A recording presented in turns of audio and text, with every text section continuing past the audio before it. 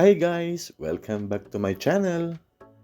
Today, mayroon po tayong client na 2024 Toyota Hilux Conquest.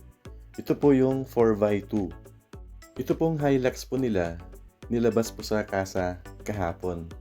Dahil hapon na siya ni-release, so nag-decide kahapon si client na ngayong umaga na lang niya dalhin sa shop ito pong Hilux nila. Ang gusto ni client, i-retain po yung stock mags, tapos lalagyan po natin siya ng mas malapad na gulong at medyo mas mataas po. Tapos ang gusto niyang size, yung madalas natin kinakabit po sa mga Conquest na 285/60R18. Dahil wala po tayong stock ngayon, so sinuggest ko po yung 275/65R18. So tara, samahan niyo po ulit ako.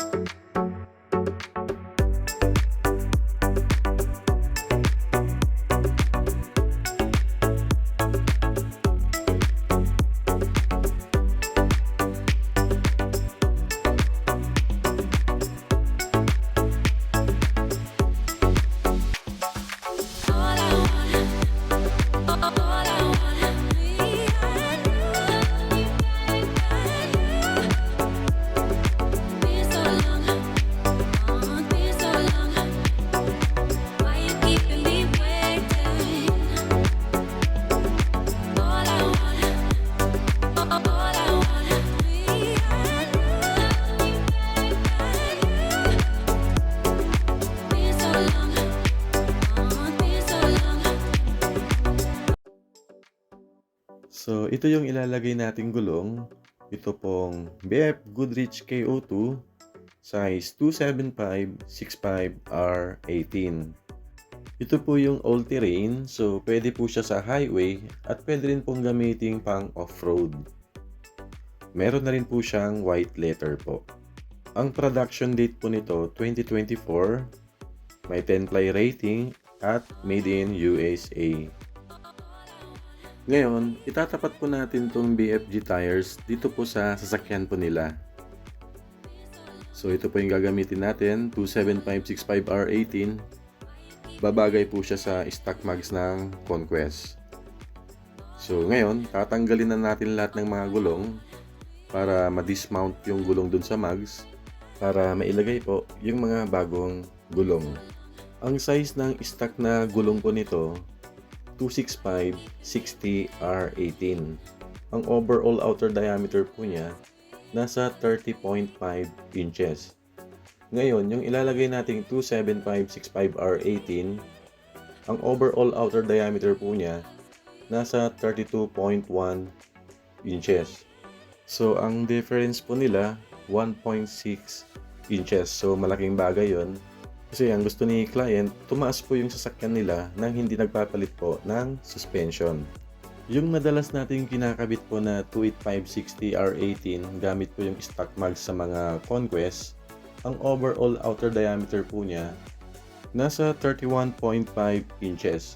So mas malaki po yung overall outer diameter po ng 275/65R18 na 32.1 inches.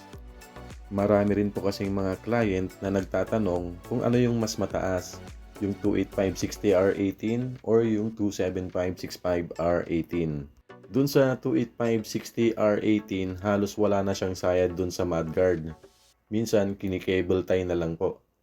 Ngayon, dahil 275/65R18, mas malaki po yung diameter po niya, so i-adjust po natin yung buong mudguard kasi mas malaki po yung sayad niya. So ito na po yung BFG tires, imamount na po natin dito sa stock mags. Ang specs ng stock mags nito, size 18, yung lapad 7.5, yung offset plus 30. Dahil mataas yung offset, so kahit lagyan natin ng mas malapad na gulong, hindi po siya lalabas dun sa fender. Sa mga Conquest, kung gusto nyong pumantay sa fender, ang ilalagay na offset yung 0 or +1. Pero hindi ka pwedeng maglagay ng 27565R18 dyan. Ang ilalagay na size po dyan, 26560R18 para wala pong sayad.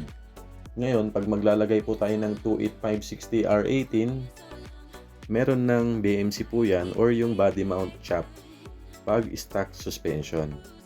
Kung negative offset naman po, for example, ang offset negative 10, negative 12, lalabas na po yan sa fender ng almost 1 inch. Ngayon, yung size na 26560R18, sasayad naman po siya. So, mag-a-adjust po tayo dun sa mudguard. Ngayon, bago po natin ikabit yung mga gulong, so ito yung sinasabi kong mudguard.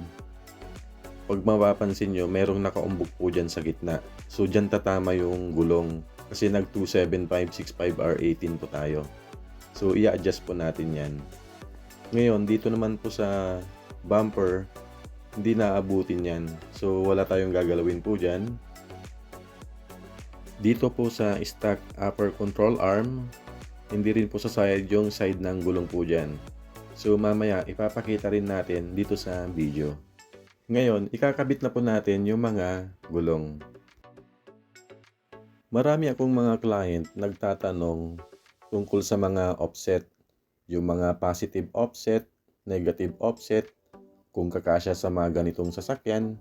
Ang tatandaan lang po natin, pag stock suspension po tayo or stock height, ang tamang offset po dyan, positive lang po.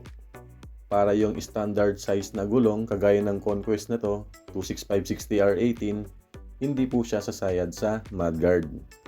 Ngayon, pag negative offset naman po, kagaya ng negative 10, negative 12, yung mga standard size, kagaya nitong Conquest na 26560R18, sasayad na po siya sa mudguard.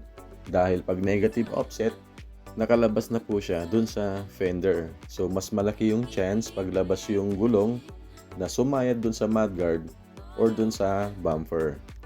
Yung price pala ng BFG KO2 27565R18, nasa 21,000 po ang isa.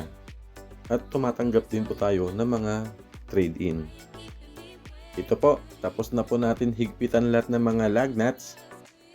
Ngayon, i-check po natin kung sumasayad po yung gulong. So, dito sa harap, gaya ng sabi ko kanina, hindi po siya sasayad dyan sa bumper. Ngayon, dito po sa mudguard, so ayun, dumikit siya ng konti dun sa nakaumbok, dun sa mudguard, dun sa gitna. So, kailangan natin i-adjust yung buong mudguard. So, sa mudguard lang siya sumayad, hindi siya sumayad dun sa body mount. Para ma-adjust po natin yung mudguard, so tatanggalin muna natin yung mudguard. Tapos doon sa loob ng fender liner, meron po tayong aayusin po dyan para pag binalik na po natin yung mudguard, maitutulak po natin siya. Pag gumamit tayo ng heat gun, medyo mahirap po siya kasi matigas po yung part doon sa mudguard, yung nasa gitna. So ang hirap initan yan. Tapos hindi mo rin siya maitutulak. So ito po, na-adjust na po natin yung mudguard. Ngayon, i-double check natin ulit po siya. So, dito sa bumper, wala naman tayong ginalaw po dyan. Wala pong side dyan. Ngayon, dahil na-adjust na po natin yung mudguard, so pag full turn, wala na po siyang sayad. So, safe na po yan. Dito naman po sa stock na UCA, so ayan, napakalayo po. So, safe po yan. So, tapos na yung installation natin. Ngayon, check natin yung gulong dito sa side. Dahil stock mags po yung gamit natin, hindi po siya lumabas dun sa fender kahit nilagyan po natin siya ng mas malapad na gulong. Ito na po yung Toyota Hilux Conquest na naka 27565R18 na BFG KO2. Gamit po yung stock mags. So ayan, bagay na bagay po yung gulong na kinabit po natin dito sa stock mags ng Conquest. So ayan, napaka-pogi. Yung ganitong size, pwede rin po siya sa mga Montero, mga Triton, Nissan Terra, Ford Everest, Ford Ranger Wildtrak. Basta ang stock mags size 18. Pwede po yan. Kung mayroon kayong mga katanungan, mga inquiries, pwede nyong i-comment po dito sa baba or i-message po ako sa Viber or sa WhatsApp. Pwede rin po sa Facebook page. So hanggang dito na lang po ang video na to. Kung nagustuhan mo ang video na to, please like and subscribe. Ride safe guys! Bye!